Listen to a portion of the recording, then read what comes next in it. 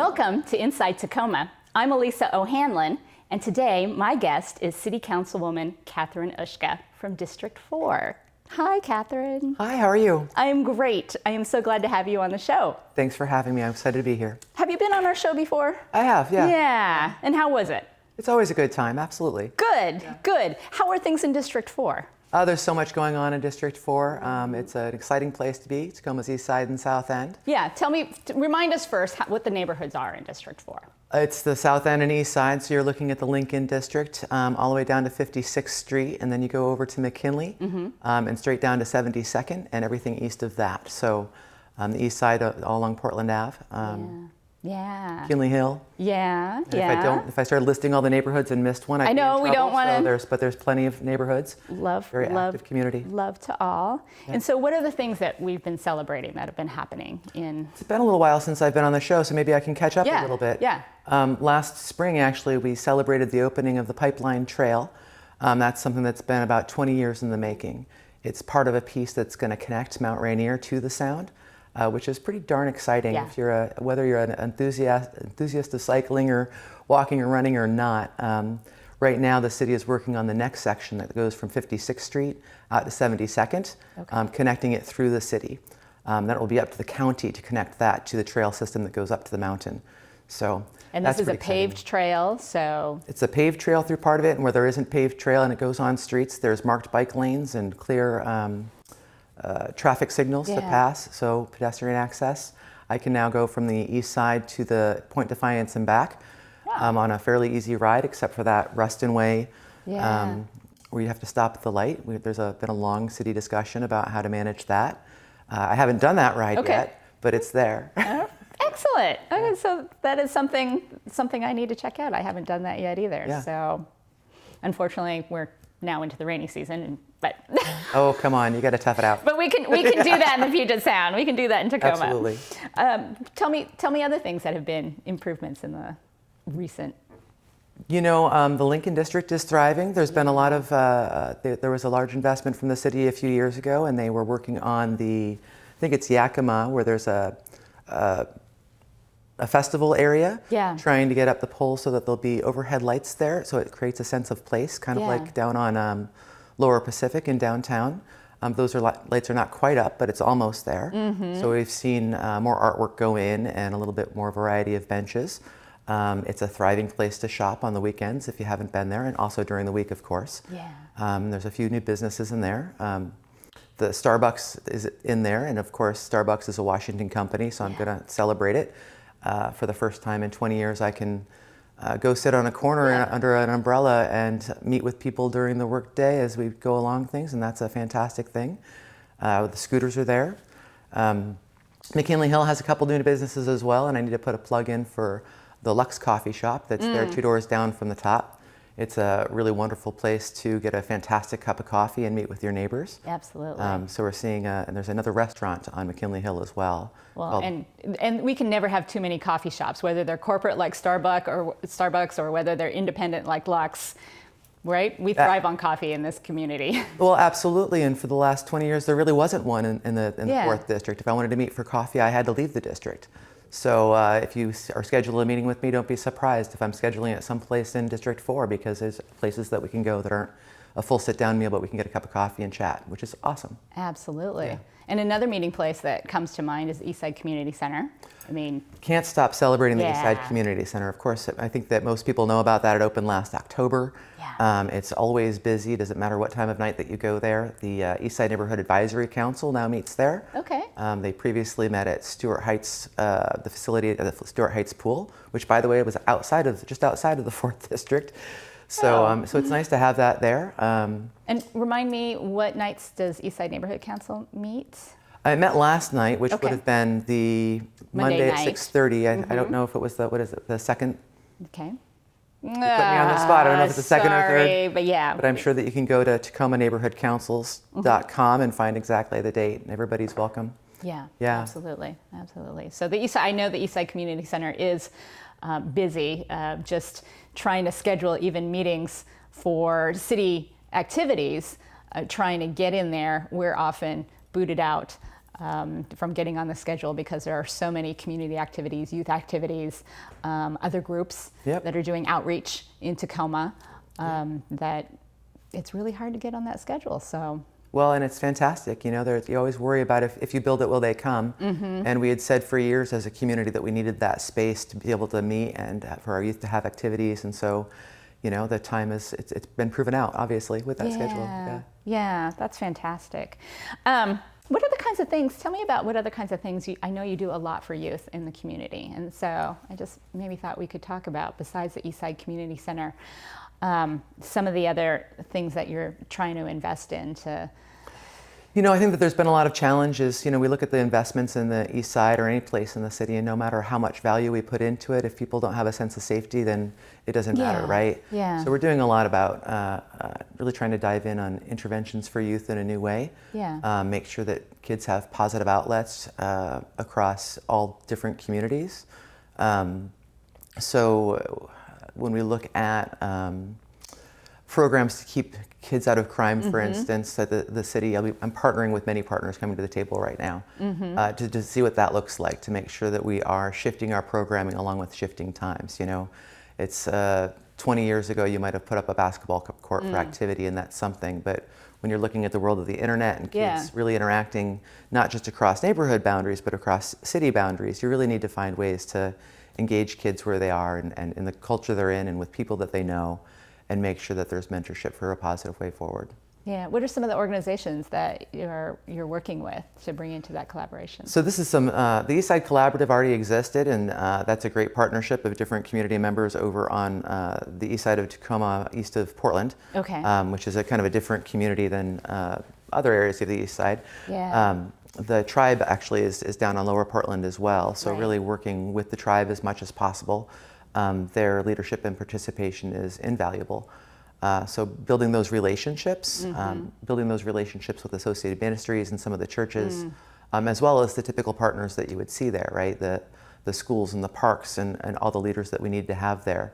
But then also making sure that we're checking in with neighbors and different communities, that what we're doing with them is with them and not something that's applied with a sense of solution that hasn't organically arisen from the community. So we're working on putting together some broader community outreach, and we're not really sure what that's going to look like. There's a small group of us getting together now. And so look for that information as we move forward. I'm creating meetings without an agenda so that we can actually develop the agenda there, if that makes sense, because I think it's very important that government not come in and impose solutions, but rather help people find the solutions and then drive towards them together. So at this point, really just convening some conversations where people can maybe exchange some ideas and some observations, and from there, organically trying to... Right, and we have great communication throughout the district, right? If I'm at the Senco meeting, the South End Neighborhood Council meeting, or at the Enact meeting last night, there might be 50 people there, which I understand is extraordinarily throughout the city, but it's normal for us, right? And yet, we're a very diverse community. We don't always hear from all the diverse members of our community. So part of that work is how do we create ways of communication that works for every community that's there, because everybody has a voice in our city, and we want to make sure that there's a way that we're providing a way for those to be escalated and the assurance that they've been heard. Right? Follow through is important. Yeah. And you're in a very unique district in that you mentioned the Puyallup tribe as an essential partner, in that their reservation also overlaps your district. And so there's a lot of opportunities. And I know that the tribe has a lot of focus on youth and, well, just improvement of their community overall too. So that's kind of a unique resource that you have available. Oh, it absolutely is. And as you probably know, they're building a large casino there. There's another hotel that's going to come in. So as you drive into the east side of Tacoma, it will look completely different than it did just a few years ago. I'm excited for that progress for them, but also really working on how we develop ways to partner better. I mean, the line doesn't end with the property line between the Puyallup Nation and the city of Tacoma. The people that we serve are very much the same. And so it's a walk forward in a relationship that has an opportunity to blossom into something really productive for all of us. So I'm fantastic. I'm excited for the council members that are there and the opportunity to move forward with them. Yeah, that's great. That's a great opportunity. I know you've been doing a lot of other work around public safety. And most recently in this last legislative session, we got some money through Washington State Department of Transportation. I want to stay away from the government acronym speak, WSDOT, to do some work along our freeways through Tacoma. Tell me about the work that you did there. So one of the issues, for our whole city is that I-5 bisects it, obviously. Yeah. In the 4th District, many of our neighborhoods actually adjoin the highway. And we have challenges with people that are experiencing homelessness, creating camps near neighborhoods. Now, I think that as a city, we do a lot to try and help people that are experiencing homelessness. We have the homeless outreach team that goes out and offers services and things like that to make sure that people have an opportunity to find a better place. Yeah. That being said, you just can't let large encampments stay there. The challenge for Tacoma is that we can't just go into WSDOT property and address things because it's their property. So there's always this time lapse of getting the permission, and then WSDOT's not funded for that sort of thing, and nor do they have a hot team. So how do we get that done? This is a lot of what I heard about when I was running 2 years ago, and it's a lot of what we experience really through many edges of the district just for how we're situated around I-5. So I worked with Jake Fye, who's a state representative, and he's also the chair of the Transportation Committee, about how we could solve this. And last year, with the help of our government relations team, we secured $1 million between Tacoma and WSDOT to try and work on resolving those issues. So that money would have been released just in July, and we're working now on how that's being implemented. I think that for myself, I want to make sure that it's not just a funding source to continually clean up, but to make sure that we're looking at ways with the best minds of WSDOT and the best minds of Tacoma that really have put thought into how to manage and assist homeless people well, to create, to be able to clean places up in ways that don't invite campers to just return to the same area. Yeah. And that is a challenge, because if it was a simple solution, somebody would have done it already. We're hoping that we can come up with ideas that can serve as a model for the state, because Tacoma is not unique in this challenge. There's a challenge all along the I-5 corridor throughout the state. Absolutely, absolutely. But there are long-term efforts that need to be in play, but then also the short-term efforts of just cleaning up these rights of way, these areas underneath the freeway, so that Tacoma is presented as an inviting, because it is an inviting, clean, safe community. So we want to present ourselves in that way. Absolutely, and there's another partnership that's happening with WSDOT that we're working on, and this has really evolved from the Jenny Reed neighbors, who really noticed that when WSDOT came through and did the work on the highway, it's really been going on for about 20 years, they removed a lot of the tree canopy. And as you remove the tree canopy, especially in urban areas that have had a lower equity over time, you'll notice that there's a lower tree canopy in those areas too. I've done a lot of bike riding in a 4-county area in the last year, and you really notice it when you're on a pedestrian level. Trees matter, right? And we all know that, but trees really matter in a neighborhood environment because they provide shade, they provide clean air, they provide a sound buffer to the highway. And when we remove those and people's homes are there, it really is an adverse effect on the quality of life. So the Jenny Reed neighbors and Ricky Klausing actually reached out to try and work with Jake in the city to try and figure out what happened there. So we're working with WSDOT on what their landscape plan was, how many trees, can we mitigate things later into the neighborhood, to make sure that the trees that have been taken down over the last really 20 years of work, where can we restore them to ensure that equity of the tree canopy and that quality of health is something that raises again. So nice. There is a whole different feel to a neighborhood, I think, when there are trees in the neighborhood, when there's greenery in the neighborhood. Absolutely. Even in simple shopping developments, when they make sure that there's spaces for bushes or flowers in the parking lot, it's a different place than if it's just a solid black pavement. Yeah. And parks are an extension of that concept. I know there's a park that you've been working on in District 4. I have always loved our partners at Tacoma Parks. I had the opportunity to work with them when I was on the school board as well. There's a park in the south end of Tacoma that's called Gas Station Park. Right. And it's got a really interesting history because it was actually managed by the South End Neighborhood Council. And that happened, I want to say, in the 1990s. And at the time, because it was a gas station, neither the city nor the Parks Department had the capacity nor the will at the time to make it a park. And so the neighborhood council at the time advocated to be able to restore that park and maintain it. And that city council and Parks District at the time let them do that. And it's I remember 15 years ago helping spread bark and building the playground there. So it's been an asset to the community, but it became a burden for the neighborhood council. Neighborhood councils aren't set up to maintain parks. It's our experts at Metro Parks are experts for a reason. It takes experience and funding and day-to-day work. So the neighborhood council reached out to the city and parks to find a better solution. And now the city and parks are collaborating on an outreach plan to restore that park with a community vision in the next year and turn over the long-term operations to Metro Parks. Good. Metro Parks has worked on an equity plan, much like many of our other municipal entities, including the city.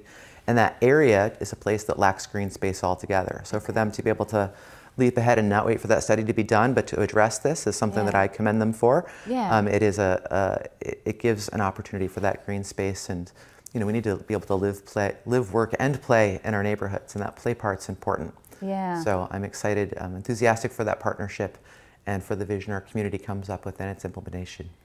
And I don't want to get too heady or theoretical, but you've used the word equity a few times, and I know that it is something that you really doggedly pursue for District 4 is equity. And it's more than just fairness. It's about making sure, and maybe I should have you say it in your own words, but as I understand it, it's about making sure that your community, your corner of Tacoma, has the same platform on which to succeed and thrive as everyone else.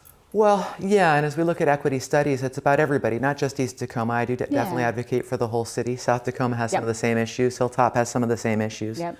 What we've seen, and Tacoma's not unique in this, but we've studied it and actually acknowledge where our challenges are, is that investments over time have tended to be in areas where there's greater wealth. And those places with greater wealth have tended to have less diversity. So how do we address those issues moving forward in a way that creates equity, which means not giving the same dollar for dollar, but we kind of have to make up to restore for a lack of investment, throughout history. And it's things like curb and gutter. It's things like street restoration. It's things like making sure that you're doing community forums that reach out to more than just one type of community. I know that Julie Anderson was here a moment ago. I got to talk to her, and she's talking about the 3 different languages that they'll be printing all the materials in. It's creating those access points and making sure that everybody has a voice, because everybody does have a voice in our municipal government, and everybody should have, again, the opportunity to live, work, and thrive. It's with the school districts or the parks. It's I could go on, so feel free. It's making sure that there's green space, health equity. As part of my role in City Council, I serve on the Board of Health. This year I'm chair of the Board of Health. And when you look at health equity, the same thing is true. You have lower infant mortality rates. You have a longer lifespan lived. You have higher rates of many different kinds of illnesses.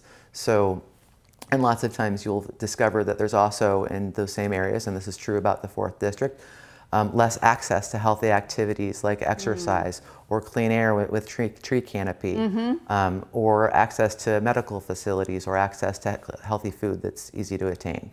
So when we look at equity, we have to look at everything from our transportation network coming down from a federal level to how we're applying our funding for streets. Yeah. So, And I know it's a lens I look at everything with. So I appreciate the question. I know how, as I've driven through the east side, that there are a lot more street improvements going on. Tell me about that. How does that feel to see those things happening? The Streets Initiative was an initiative passed by the voters, right? And it was to make up for the fact that the city hadn't budgeted for street maintenance from the city council long past, and you know that already. But as street improvements are coming to the east side, and I can't quote all of them or the 4th District, I'll tell real quick that people can go to TacomaStreets.com, I think, and see the progress maps. There are roads that had no streets and gutters where people parked up on lawns that now have long multimodal pathways that are there for pedestrians and connect to the bike trails, that have rain gardens and trees and regular and attractive lighting overhead. It makes a huge difference in the sense of quality of where somebody lives. And it's important that people feel that where they live is nice and that they are worthwhile. Yeah, absolutely. Well, I think that's equity. Yeah, that's part of equity, absolutely. Right? How long have you lived in that district? I've been in the east side for 20 years. Wow. It's now the longest place I've ever lived in my life. Well, we're glad that you called Tacoma home. What else are you looking forward to? I know this is we're coming up on the end of your second year on the City Council. What are the kinds of things that you're going to be looking forward to in the coming year? Oh, I think that right now we're going through my first experience in a mid-year budget adjustment, so seeing how that works out is going to be important to me. I'm hoping to get some assistance for our business districts to help them organize and become more powerful organizations of themselves. That independence is important. Strong business districts end up having great outcomes for their communities, and they're doing great outcomes now, but I'm looking forward to that. We are doing another thing that I do in my role as City Council is that I'm on the Crystal Judson board, and this year I'm chair of that board as well. The city and the county are doing a joint overview of domestic violence services throughout our community to make sure that if there's gaps that we're funding them well. So looking for those solutions and making sure that they're addressed is something that I'm looking for. Domestic violence, of course, affects every income, every race, every level of society. And so I'm looking forward to how that pans out. I mentioned the trail already. I'm actually looking forward to doing things like hosting 5Ks and bike rides through the east side that I hope that community members will come to from all over the city, because it is a beautiful place and we do have fantastic neighbors. And so you touched a little bit on the, when you're talking about business districts, a little bit on the McKinley Hill district, and I don't necessarily want to single out anybody more than anyone else, but it feels like there's a renaissance happening there, the Lincoln district. What do you think is in the future for those districts? I think that there's great things in the future for both of those districts. As we look at the Sound Transit line coming down at the East Side Station and the Tacoma Dome Station, and the development that might bring and people in progress along the way, I think that that's going to help spur more businesses and also more community. It's going to be a balance, right? So right now, a lot of what I'm working on is trying to make sure that there are community members that are participating in how those zoning things change and the development plans change, to make sure that as we grow as a neighborhood, and that development doesn't grow over us, if that makes sense. The opportunity for some really engaging spaces is there. If you haven't been to McKinley Hill lately, I would invite you to do so. A couple great restaurants, great coffee shop, like we mentioned. We've got the artist lofts that the city invested in. Tell me more about those. I'm not real familiar with the artist lofts. The artist lofts were invested in prior to my role on council, but they are live, work, and work, live spaces. Nice. And they are there right across from Lux Coffee and perpendicular from, or catty corner from the top of Tacoma. And so looking forward to see how they go. This past summer, we had our second round of the Tacoma Farmers Market in McKinley Hill during the summer months. And it was a very strong market. The church there is a great participant as well, so yeah. And I know there are some transit investments that are going to be coming through the area too.